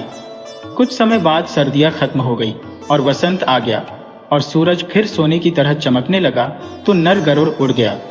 सभी मुर्गे मुर्गियां उसके पंखों की फड़फड़ाहट से डर गए, मगर नर गरुड़ ने ऊपर से ही कहा, प्यारी मुर्गियों, मैं तुम्हारे इस उपकार को कभी नहीं भूलूंगा और अपने वायदे के अनुसार हमेशा ही तुम्हारा दोस्त रहूंगा। और तब से सच में ही वह उनका दोस्त रहा। इस बीच में उसने केवल खरगोशों का शिकार किया। उसी समय जब वसंत आया और सूरज फिर सोने की तरह चमकने लगा तो मादा गरुड़ भी उड़ गई। सारे खरगोश उसके पंखों की फड़फड़ाहट से डर गए, मगर मादा गरुड़ ने भी ऊपर से ही कहा, प्यारे खरगोश भाइयों, मैं तुम्हारे इस उपकार को कभी नहीं भूलूंगी और अपने वायदे के अनुसार हमेशा ही तुम्हारी दोस्त बनी रहूंगी। और तब से सच में ही वह उनकी दोस्त बनी रही। इस बीच में उसने केवल मुर्गियों का ही शिकार किया। अब मादा गरुड़ बहुत सुंदर हो गई थी। पहाड़ के सारे नर गरुड़ उससे शादी करने को इच्छुक थे। वे उसके लिए स्वादिष्ट मुर्गियों का मांस लाते थे, परंतु वह तो मुर्गियां खा खाकर ऊब चुकी थी, इसलिए उसने भूख हड़ताल कर दी और पहाड़ की ओर ज्यादा ऊंची चोटियों पर चली गई। और जब इस कहानी के नायक नर गरुड़ को उस मादा गरुड़ के बारे में पता चला तो वह उसको खुश करने के लिए खरगोश ले आया। आश्चर्य, उसकी खोई हुई भूख वापस आ गई।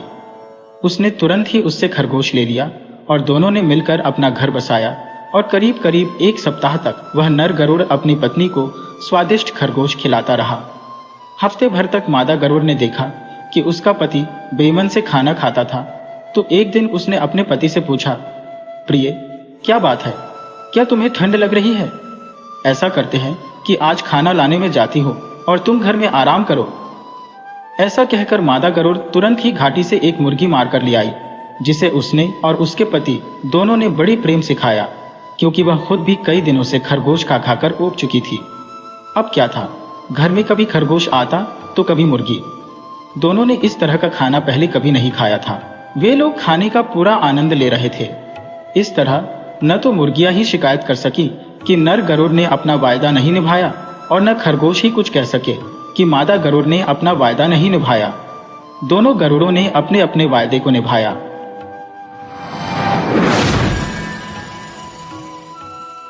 एक बार यूरोप के एक शहर में 2 भाई रहते थे।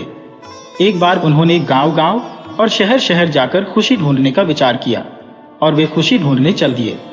रास्ते में उन्हें एक बूढ़ा मिला जिसकी दाढ़ी बिल्कुल सफेद थी। वह बूढ़ा उन दोनों को देखकर रुक गया और उनसे पूछा कि वे लोग कहाँ जा रहे हैं। उन्होंने उस बूढ़े को बताया कि वे खुशी की खोज में इधर से उधर घूम रहे हैं। बूढ़ा बोला, मैं इस काम में तुम्हारी सहायता करना चाहता हूँ, अगर तुम्हें कोई ऐतराज ना हो तो। दोनों भाइयों को भला इसमें क्या ऐतराज हो सकता था। सो उसने अपनी जेब से मुट्ठी भर सोने के सिक्के निकाले और उनसे पूछा, तुम लोगों में से ये सिक्के किसको चाहिए? ये उन दोनों में से बड़ा भाई तुरंत बोला, मुझे चाहिए। उस बूढ़े आदमी ने फिर अपनी दूसरी जेब में हाथ डाला और सूरज की तरह चमकता हुआ एक बेशकीमती रत्न निकाला और फिर से दोनों से पूछा, तुम लोगों में से किसको चाहिए यह रत्न? जल्दी से बड़ा भाई फिर बोला, मुझे चाहिए यह रत्न। बूढ़ी ने वह रत्न भी उस बड़े भाई को दे दिया। उस बूढ़े के पास एक बड़ा सा थैला था जो उसकी कमर पर लदा था। उसने वह थैला उतार कर नीचे रखा और दोनों से पूछा, तुम में से कौन ये थैला गांव तक ले जाने में मेरी सहायता करेगा? इस बार बड़ा भाई तो चुप रहा, पर छोटे भाई ने अपनी कमीज की बाहें ऊपर की और उसका वह थैला उठाने के लिए झुका तो बूढ़ा हंसा और बोला, मेरे बेटे, इस थैले को और इसमें जो कुछ भी है वह भी सब तुम ले जाओ, वह सब तुम्हारा है। छोटा भाई बोला, पर यह थैला तो मेरा नहीं है। बूढ़ा बोला, ले जाओ ले जाओ, यह थैला मेरी तरफ से तुम्हारे लिए एक भेंट है, क्योंकि तुम मेरी सहायता के लिए तैयार हो गए। छोटे भाई ने वह थैला खोला तो वह क्या देखता है कि वह थैला तो बेशकीमती रत्नों से पूरा भरा हुआ है। उसने उस बूढ़े आदमी को धन्यवाद देने के लिए अपना सिर उठाया, पर उस बूढ़े आदमी का तो कहीं पता ही नहीं था, वह तो गायब हो गया था।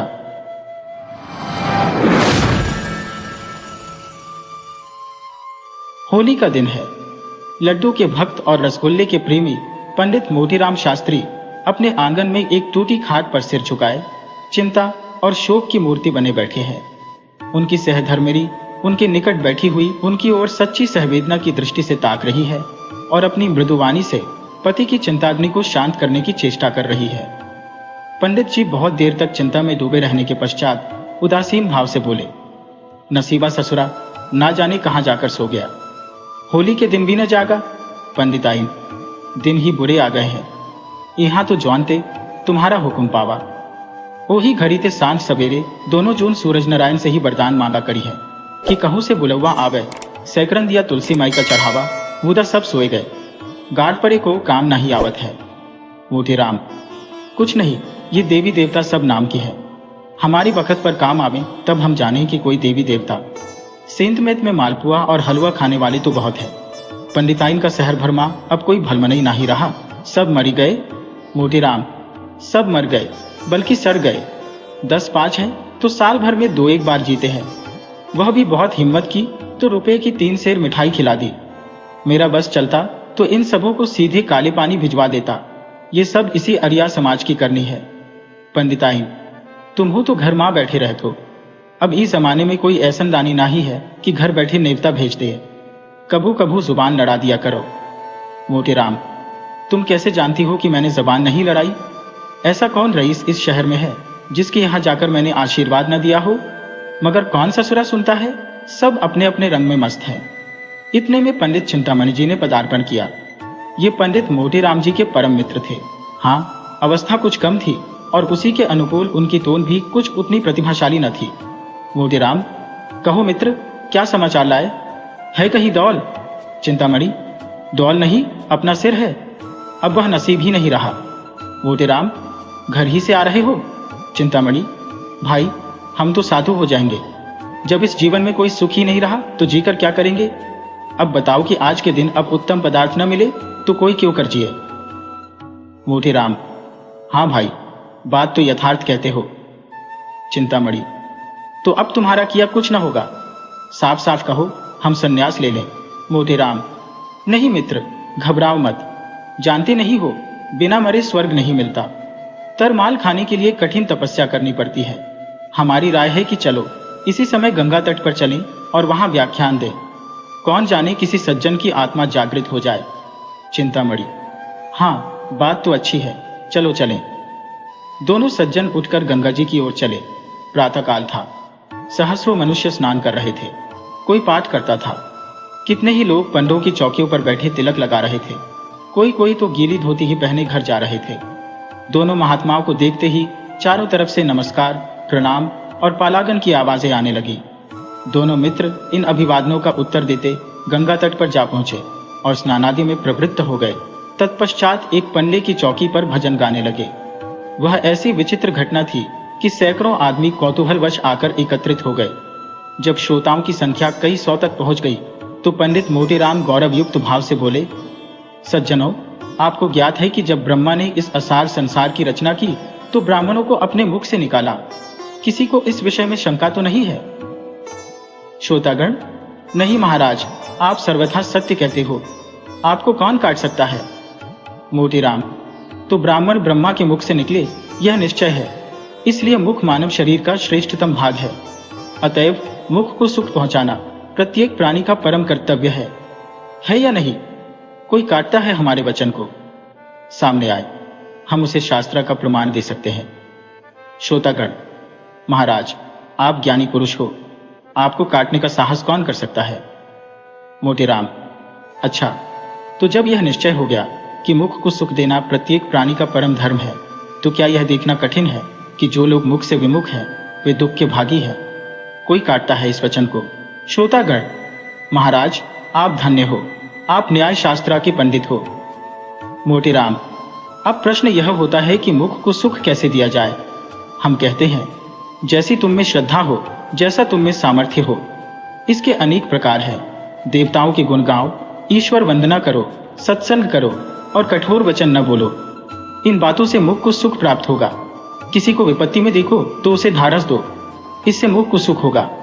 किंतु इन सब उपायों से श्रेष्ठ, सबसे उत्तम, सबसे उपयोगी एक और ही धन है। कोई आप में ऐसा है जो उसे बतला दे? है कोई? बोले। श्रोतागण: महाराज, आपके सम्मुख कौन मुंह खोल सकता है? आप ही बताने की कृपा कीजिए। मोतीराम: अच्छा, तो हम चिल्लाकर, गला फाड़ फाड़ कर कहते हैं कि वह इन सब विधियों से श्रेष्ठ है, उसी भांति जैसे चंद्रमा समस्त नक्षत्रों में श्रेष्ठ है। श्रोतागण: महाराज, अब विलंब न कीजिए, यह कौन सी विधि है? मोतीराम: अच्छा सुनिए, सावधान होकर सुनिए। वह विधि है मुख को उत्तम पदार्थों का भोजन करवाना, अच्छी अच्छी वस्तु खिलाना। कोई काटता है हमारी बात को? आए, हम उसे वेद मंत्रों का प्रमाण दें। एक मनुष्य ने शंका की, यह समझ में नहीं आता कि सत्य भाषण से मिष्ट भक्षण क्यों कर मुख के लिए अधिक सुखकारी हो सकता है। कई मनुष्यों ने कहा, हाँ हाँ, हमें भी यही शंका है। महाराज, इस शंका का समाधान कीजिए। मोतीराम: और किसी को कोई शंका है? हम बहुत प्रसन्न होकर उसका निवारण करेंगे। सज्जनों, आप पूछते हैं कि उत्तम पदार्थों का भोजन करना और कराना क्यों कर सत्य भाषण से अधिक सुखदायी है। मेरा उत्तर है कि पहला रूप प्रत्यक्ष है और दूसरा अप्रत्यक्ष। उदाहरणतः कल्पना कीजिए कि मैंने कोई अपराध किया। यदि हाकिम मुझे बुलाकर नम्रता पूर्वक समझाए कि पंडित जी, आपने यह अच्छा काम नहीं किया, आपको ऐसा उचित नहीं था, तो उसका यह दंड मुझे सुमार्ग पर लाने में सफल न होगा। सज्जनों, मैं ऋषि नहीं हूं, मैं दीनहीन माया जाल में फंसा हुआ प्राणी हूं। मुझ पर इस दंड का कोई प्रभाव न होगा। मैं हाकिम के सामने से हटते ही फिर उसी कुमार्ग पर चलने लगूंगा। मेरी बात समझ में आती है? कोई इसे काटता है? श्रोतागण: महाराज, आप विद्यासागर हो, आप पंडितों के भूषण हो, आपको धन्य है। मोतीराम: अच्छा, अब उसी उदाहरण पर फिर विचार करो। हाकिम ने बुलाकर तत्क्षण कारागार में डाल दिया और वहां मुझे नाना प्रकार के कष्ट दिए गए। अब जब मैं छूतूंगा तो बरसों तक यातनाओं को याद करता रहूंगा और संभव तक कुमार्ग को त्याग दूंगा। आप पूछेंगे, ऐसा क्यों है? दंड दोनों ही है, तो क्यों एक का प्रभाव पड़ता है और दूसरे का नहीं? इसका कारण यही है कि एक का रूप प्रत्यक्ष है और दूसरे का गुप्त। समझे आप लोग? श्रोतागण: धन्य हो, कृपा निधान, आपको ईश्वर ने बड़ी बुद्धि सामर्थ्य दी है। मोतीराम: अच्छा, तो अब आपका प्रश्न होता है, उत्तम पदार्थ किसे कहते हैं? मैं इसकी विवेचना करता हूं। जैसे भगवान ने नाना प्रकार के रंग नेत्रों के विनोदार्थ बनाए, उसी प्रकार मुख के लिए भी अनेक रसों की रचना की। किंतु इन समस्त रसों में श्रेष्ठ कौन है? यह अपनी अपनी रुचि है, लेकिन वेदों और शास्त्रों के अनुसार मिष्ट रस माना जाता है। देवतागण इसी रस पर मुग्ध होते हैं, यहाँ तक कि सच्चिदानंद सर्वशक्तिमान भगवान को भी मिष्ट पाकों ही से अधिक रुचि है।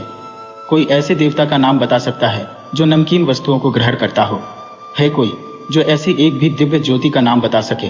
कोई नहीं है। इसी भांति खट्टे, कड़वे और चरपरे, कसैले पदार्थों से भी देवताओं को प्रीति नहीं है। श्रोतागण: महाराज, आपकी बुद्धि अपरंपार है। मोतीराम: तो यह सिद्ध हो गया कि मीठे पदार्थ सब पदार्थों में श्रेष्ठ है। अब आपका पुनः प्रश्न होता है कि क्या समग्र मीठी वस्तुओं से मुख को समान आनंद प्राप्त होता है? यदि मैं कह दूं हाँ, तो आप चिल्ला उठोगे कि पंडित जी तुम बावले हो। इसलिए मैं कहूंगा नहीं और बारंबार नहीं। सब मीठे पदार्थ समान रोचकता नहीं रखते। गुड़ और चीनी में बहुत भेद है। इसलिए मुख को सुख देने के लिए हमारा परम कर्तव्य है कि हम उत्तम से उत्तम मिष्ट पाकों का सेवन करें और कराएं। मेरा अपना विचार है कि यदि आपके थाल में जौनपुर की अमृतियां, आगरे के मोतीचूर, मथुरा के पेड़े, बनारस की कलाकंद, लखनऊ के रसगुल्ले, अयोध्या के गुलाब जामुन और दिल्ली का हलवा सुहन हो, तो यह ईश्वर भोग के योग्य है। देवतागण उस पर मुग्ध हो जाएंगे और जो साहसी पराक्रमी जीव ऐसे स्वादिष्ट थाल ब्राह्मणों को जिमाएगा, उसे सदैव स्वर्ग धाम प्राप्त होगा। यदि आपको श्रद्धा है तो हम आपसे अनुरोध करेंगे कि अपना धर्म अवश्य पालन कीजिए, नहीं तो मनुष्य बनने का नाम न लीजिए। पंडित मोतीराम का भाषण समाप्त हो गया। तालियां बजने लगी। कुछ सज्जनों ने इस ज्ञान वर्षा और धर्मोपदेश से मुग्ध होकर उन पर फूलों की वर्षा की। तब चिंतामणि ने अपनी वाणी को विभूषित किया। सज्जनों, आपने मेरे परम मित्र पंडित मोतीराम का प्रभावशाली व्याख्यान सुना और अब मेरे खड़े होने की आवश्यकता न थी, परंतु जहां मैं उनसे और सभी विषयों में सहमत हूं, वहां उनसे मुझे थोड़ा मतभेद भी है। मेरे विचार में यदि आपके हाथ में केवल जौनपुर की अमृतियां हो तो वह पंचमेल मिठाइयों से कहीं सुखवर्धक, कहीं स्वादपूर्ण और कहीं कल्याणकारी होगा। इसे मैं शास्त्रोक्त सिद्ध करता हूं। मोतीराम ने सरोष होकर कहा, तुम्हारी यह कल्पना मिथ्या है। आगरे के मोतीचूर और दिल्ली के हलवा सोहन के सामने जौनपुर की अमृतियों की तो गणना ही नहीं है। चिंता, प्रमाण से सिद्ध कीजिए। मोतीराम, प्रत्यक्ष के लिए प्रमाण? चिंता, यह तुम्हारी मूर्खता है। मोतीराम, तुम जन्म भर खाते ही रहे किंतु खाना न आया। इस पर चिंतामणि ने अपनी आसनी मोतीराम पर चलाई। शास्त्री जी ने वार खाली दिया और चिंतामणि की ओर मस्त हाथी के समान झपटे, किंतु उपस्थित सज्जनों ने दोनों महात्माओं को अलग अलग कर दिया।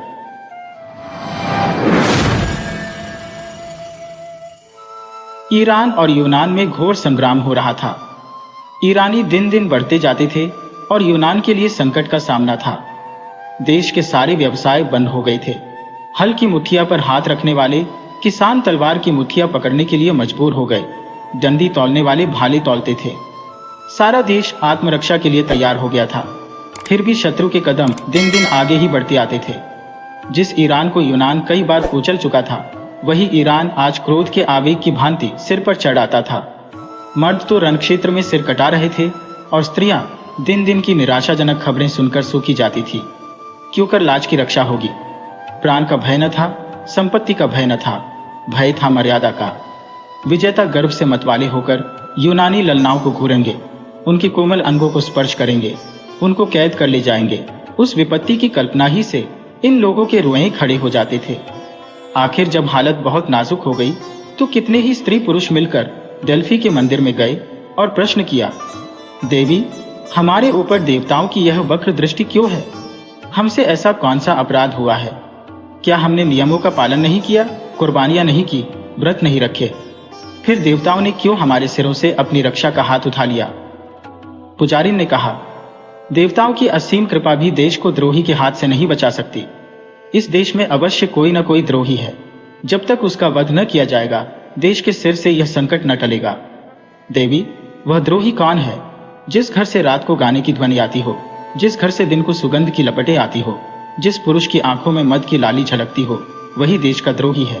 लोगों ने द्रोही का परिचय पाने के लिए और कितने ही प्रश्न किए, पर देवी ने कोई उत्तर न दिया। यूनानियों ने द्रोही की तलाश करनी शुरू की। किसके घर में से रात को गाने की आवाजें आती हैं? सारे शहर में संध्या होते स्यापा सा छा जाता था। अगर कहीं आवाजें सुनाई देती थी तो रोने की, हंसी और गाने की आवाज कहीं न सुनाई देती थी। दिन को सुगंध की लपटें किस घर से आती हैं? लोग जिधर जाते थे, किसे इतनी फुर्सत थी कि घर की सफाई करता, घर में सुगंध जलाता। धोबियों का अभाव था, अधिकांश लड़ने के लिए चले गए थे, कपड़े तक न धोते थे। इत्र फुलेल कौन मलता? किसकी आंखों में मद की लाली छलकती है? लाल आंखें दिखाई देती थी, लेकिन यह मद की लाली न थी, यह आंसुओं की लाली थी। मदिरा की दुकानों पर खाक उड़ रही थी। इस जीवन और मृत्यु के संग्राम में विलास की किसे सोच थी? लोगों ने सारा शहर छान मारा, लेकिन एक भी आंख ऐसी नजर न आई जो मद से लाल हो। कई दिन गुजर गए। शहर में पल पल पर रणक्षेत्र से भयानक खबरें आती थी और लोगों के प्राण सूख जाते थे। आधी रात का समय था। शहर में अंधकार छाया हुआ था, मानो श्मशान हो। किसी की सूरत न दिखाई देती थी। जिन नाट्यशालाओं में तिल रखने की जगह न मिलती थी, वहां सियार बोल रहे थे। जिन बाजारों में मनछले जवान अस्त्र शस्त्र सजाएं ऐंठते फिरते थे, वहां उल्लू बोल रहे थे। मंदिरों में न गाना होता था न बजाना।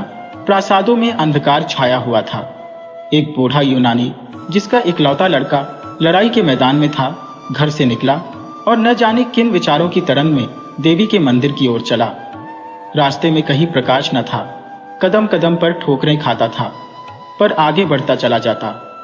उसने निश्चय कर लिया कि या तो आज देवी से विजय का वरदान लूंगा या उनके चरणों पर अपने को भेंट कर दूंगा। सहसा वह चौंक पड़ा। देवी का मंदिर आ गया था और उसके पीछे की ओर किसी घर से मधुर संगीत की ध्वनि आ रही थी। उसको आश्चर्य हुआ, इस निर्जन स्थान में कौन इस वक्त रंगरेलियां मना रहा है। उसके पैरों में पर लग गए। मंदिर के पिछवाड़े जा पहुंचा। उसी घर से जिसमें मंदिर की पुजारिन रहती थी, गाने की आवाजें आती थी। वृद्ध विस्मित होकर खिड़की के सामने खड़ा हो गया। चिराग तले अंधेरा, देवी के मंदिर के पिछवाड़े अंधेर। बूढ़े ने द्वार झांका। एक सजे हुए कमरे में मोमबत्तियां झाड़ों में जल रही थी। साफ सुथरा फर्श बिछा था और एक आदमी मेज पर बैठा हुआ गा रहा था। मेज पर शराब की बोतल और प्यालियां रखी हुई थी। दो गुलाम मेज के सामने हाथ में भोजन की थाल खड़े थे, जिसमें से मनोहर सुगंध की लपटें आ रही थी। बूढ़े यूनानी ने चिल्लाकर कहा, यही देशद्रोही है, यही देशद्रोही है। मंदिर की दीवारों ने दोहराया, द्रोही है। बगीचे की तरफ से आवाज आई, द्रोही है। मंदिर की पुजारिन ने घर में से सिर निकालकर कहा, हाँ, द्रोही है। यह देशद्रोही उसी पुजारिन का बेटा पासोनियस था। देश में रक्षा के जो उपाय सोचे जाते, शत्रुओं का दमन करने के लिए जो निश्चय किए जाते, उनकी सूचना यह ईरानियों को दे दिया करता था। सेनाओं की प्रत्येक गति की खबर ईरानियों को मिल जाती थी और उन प्रयत्नों को विफल बनाने के लिए वे पहले से तैयार हो जाते थे। यही कारण था कि यूनानियों को जान लड़ा देने पर भी विजय न होती थी। इसी कपट से कमाए हुए धन से वह भोग विलास करता था। उस समय जबकि देश में घोर संकट पड़ा हुआ था, उसने अपने स्वदेश को अपनी वासनाओं के लिए बेच दिया। अपने विलास के सिवा और किसी बात की चिंता न थी। कोई मरे या जिए, देश रहे या जाए, उसकी बला से। केवल अपने कुटिल स्वार्थ के लिए देश की गर्दन में गुलामी की बेड़ियां जलवाने पर तैयार था। पुजारिन अपने बेटे के दुराचरण से अनभिज्ञ थी। वह अपनी अंधेरी कोठरी से बहुत कम निकलती, वहीं बैठी झपटप किया करती थी। परलोक चिंतन में उसे इहलोक की खबर न थी। मनेंद्रियों ने बाहर की चेतना को शून्य सा कर दिया था। वह इस समय भी कोठरी के द्वार बंद किए देवी से अपने देश के कल्याण के लिए वंदना कर रही थी कि सहसा उसके कानों में आवाज आई, यही द्रोही है, यही द्रोही है। उसने तुरंत द्वार खोलकर बाहर की ओर झांका। पासोनियम के कमरे से प्रकाश की रेखाएं निकल रही थी और उन्हीं रेखाओं पर संगीत की लहरें नाच रही थी। उसके पैर तले से जमीन से निकल गई। कलेजा धक से हो गया। ईश्वर, क्या मेरा बेटा देशद्रोही है? आप ही आप। किसी अंतः प्रेरणा से पराभूत होकर वह चिल्ला उठी, हाँ, यही देशद्रोही है। यूनानी स्त्री पुरुषों के झुंड उमड़ पड़े और पासोनियस के द्वार पर खड़े होकर चिल्लाने लगे, यही देशद्रोही है। पासोनियस के कमरे की रोशनी ठंडी हो गई। संगीत भी बंद था, लेकिन द्वार पर प्रतिक्षण नगरवासियों का समूह बढ़ता जाता था और रह रहकर सहस्त्रों कंठों से ध्वनि निकलती थी, यही देशद्रोही है। लोगों ने मशालें जलाई और अपने लाठी डंडे संभाल कर मकान में घुस पड़े। कोई कहता था, सिर उतार लो। कोई कहता था, देवी के चरणों पर बलिदान कर दो। कुछ लोग उसे कोठे से नीचे गिरा देने पर आग्रह कर रहे थे। पासोनियस समझ गया कि अब मुसीबत की घड़ी सिर पर आ गई। तुरंत जीने से उतरकर नीचे की ओर भागा और कहीं शरण की आशा न देखकर देवी के मंदिर में जा घुसा। अब क्या किया जाए? देवी की शरण जाने वाले को अभयदान मिल जाता था। परंपरा से यही प्रथा थी। मंदिर में किसी की हत्या करना महापाप था, लेकिन देशद्रोही को इसने सस्ते कौन छोड़ता।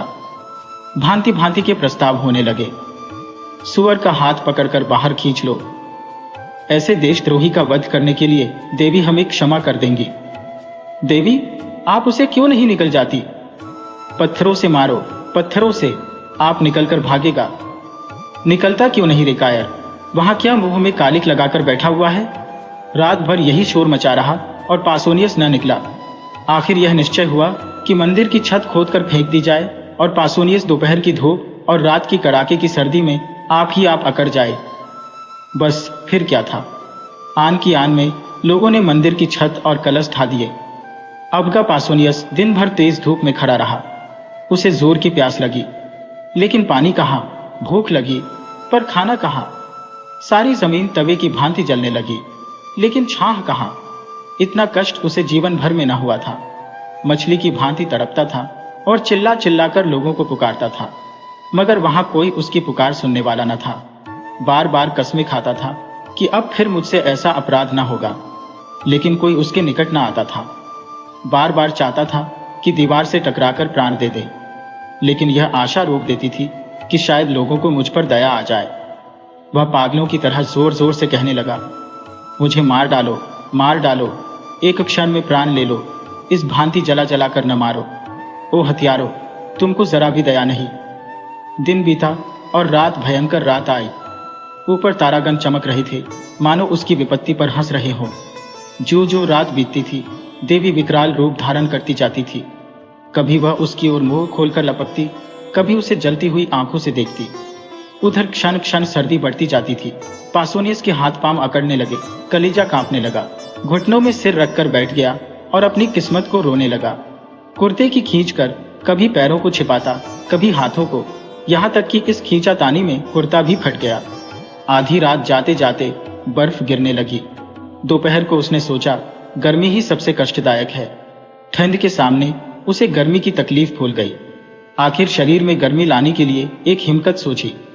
वह मंदिर में इधर उधर दौड़ने लगा, लेकिन विलासी जीव था, जरा देर में हाफ कर गिर पड़ा। प्रातःकाल लोगों ने किवाड़ खोले तो पासोनियस को भूमि पर पड़ी देखा। मालूम होता था उसका शरीर अकड़ गया है। बहुत चीखने चिल्लाने पर उसने आंखें खोली, पर जगह से हिल न सका। कितनी दयनीय दशा थी, किंतु किसी को उस पर दया न आई। यूनान में देशद्रोह सबसे बड़ा अपराध था और द्रोही के लिए कहीं क्षमा न थी, कहीं दया न थी। एक, अभी मरा है। दूसरा, द्रोहियों को मौत नहीं आती। तीसरा, पड़ा रहने दो, मर जाएगा। चौथा, मक्र किए हुए है। पांचवा, अपने किए की सजा पा चुका है, अब छोड़ देना चाहिए। सहसा पासोनियस उठ बैठा और उद्दंड भाव से बोला, कौन कहता है कि इसे छोड़ देना चाहिए? नहीं, मुझे मत छोड़ना, वरना पछताओगे। मैं स्वार्थी दो, विषय भोगी हो, मुझ पर भूलकर भी विश्वास न करना। मेरे कारण तुम लोगों को क्या क्या झेलना पड़ा, इसे सोचकर मेरा जी चाहता है कि अपनी इंद्रियों को जलाकर भस्म कर दूं। मैं अगर 100 जन्म लेकर इस पाप का प्रायश्चित करूं तो भी मेरा उद्धार न होगा। तुम भूलकर भी मेरा विश्वास न करो। मुझे स्वयं अपने ऊपर विश्वास नहीं। विलास के प्रेमी सत्य का पालन नहीं कर सकते। मैं अब भी आपकी कुछ सेवा कर सकता हूँ। मुझे ऐसे ऐसे गुप्त रहस्य मालूम है जिन्हें जानकर आप ईरानियों का संहार कर सकते हैं, लेकिन मुझे अपने ऊपर विश्वास नहीं है और आपसे भी यह कहता हूँ कि मुझ पर विश्वास न कीजिए। आज रात को देवी की मैंने सच्चे दिल से वंदना की है और उन्होंने मुझे ऐसे यंत्र बताए हैं जिनसे हम शत्रुओं को परास्त कर सकते हैं। ईरानियों के बढ़ते हुए दल को आज भी आन की आन में उड़ा सकते हैं, लेकिन मुझे अपने ऊपर विश्वास नहीं है। मैं यहाँ से बाहर निकलकर इन बातों को भूल जाऊंगा। बहुत संशय है कि फिर ईरानियों की गुप्त सहायता करने लगो, इसलिए मुझ पर विश्वास न कीजिए। एक यूनानी, देखो देखो क्या कहता है। दूसरा, सच्चा आदमी मालूम होता है। तीसरा, अपने अपराधों को आप स्वीकार कर रहा है। चौथा, इसे क्षमा कर देना चाहिए और यह सब बातें पूछ लेनी चाहिए। पांचवा, देखो यह नहीं कहता कि मुझे छोड़ दो, हमको बार बार याद दिलाता जाता है कि मुझ पर विश्वास न करो। छठा, रात भर के कष्ट ने होश ठंडे कर दिए, अब आंखें खुली हैं। पासोनियस, क्या तुम लोग मुझे छोड़ने की बातचीत कर रहे हो? मैं फिर कहता हूं, मैं विश्वास के योग्य नहीं हूं, मैं द्रोही हूं। मुझे ईरानियों के बहुत से भेद मालूम है। एक बार उनकी सेना में पहुंच जाऊं तो उनका मित्र बनकर सर्वनाश कर दो, पर मुझे अपने ऊपर विश्वास नहीं है। एक यूनानी, धोखेबाज इतनी सच्ची बात नहीं कह सकता। दूसरा, पहले स्वार्थांत हो गया था पर अब आंखें खुली है। तीसरा, देशद्रोही से भी अपने मतलब की बातें मालूम कर लेने में कोई हानि नहीं है। अगर वह अपने वचन पूरे करे तो हमें इसे छोड़ देना चाहिए। चौथा, देवी की प्रेरणा से इसकी काया पलट हुई है। पांचवा, पापियों में भी आत्मा का प्रकाश रहता है और कष्ट पाकर जागृत हो जाता है। यह समझना कि जिसने एक बार पाप किया वह फिर कभी पुण्य कर ही नहीं सकता, मान चरित्र के एक प्रधान तत्व का अपवाद करना है। छठा, हम इसको यहां से गाते बजाते ले चलेंगे। जन समूह को चकमा देना कितना आसान है। जनसत्तावाद का सबसे निर्बल अंग यही है। जनता तो नेक और बद की तमीज नहीं रखती, उस पर धूर्त तो रंगे सियारों का जादू आसानी से चल जाता है। अभी एक दिन पहले जिस पासोनियस की गर्दन पर तलवार चलाई जा रही थी, उसी को जुलूस के साथ मंदिर से निकालने की तैयारियां होने लगी, क्योंकि वह धूर्त था और जानता था कि जनता की कील क्यों कर घुमाई जा सकती है। एक स्त्री, गाने बजाने वालों को बुलाओ, पासोनियस शरीफ है। दूसरी, हाँ हाँ, पहले चलकर उससे क्षमा मांगो, हमने उसके साथ जरूरत से ज्यादा सख्ती की। पासोनियस, आप लोगों ने पूछा होता तो मैं कल ही सारी बातें आपको बता देता, तब आपको मालूम होता कि मुझे मार डालना उचित है या जीता रखना। कई स्त्री पुरुष, हाय हाय, हमसे बड़ी भूल हुई, हमारे सच्चे पासोनियस। सहसा एक वृद्धा स्त्री किसी तरफ से दौड़ती हुई आई और मंदिर के सबसे ऊंचे जीने पर खड़ी होकर बोली, तुम लोगों को क्या हो गया है?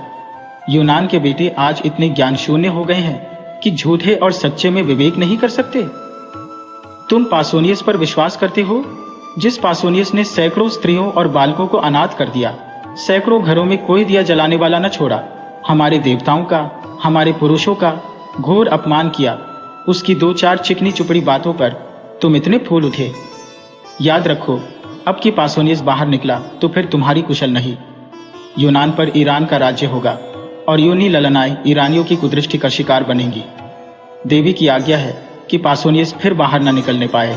अगर तुम्हें अपना देश प्यारा है, अपनी माताओं और बहनों की आबरू प्यारी है, तो मंदिर के द्वार को चिन्ह दो, जिससे देशद्रोही को फिर बाहर न निकलने और तुम लोगों को बहकाने का मौका न मिले। यह देखो, पहला पत्थर मैं अपने हाथों से रखती हूँ। लोगों ने विस्मित होकर देखा। यह मंदिर की पुजारिन और पासोनियस की माता थी। दम के दम में पत्थरों के ढेर लग गए और मंदिर का द्वार चुन दिया गया। पासोनियस भीतर दांत पीसता रह गया। वीर माता, तुम्हें धन्य है। ऐसे ही माता से देश का मुख उज्जवल होता है, जो देश हित के सामने मात्र स्नेह की धूल बराबर परवाह नहीं करती।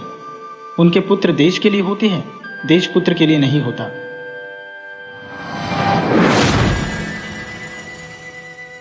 वीडियो अच्छी लगे हो तो इसे लाइक करें और ऐसी ही मजेदार कहानियों के लिए चैनल को सब्सक्राइब करें और बेल आइकन दबाएं। ज़्यादा से ज़्यादा अपने दोस्तों को शेयर करें। धन्यवाद।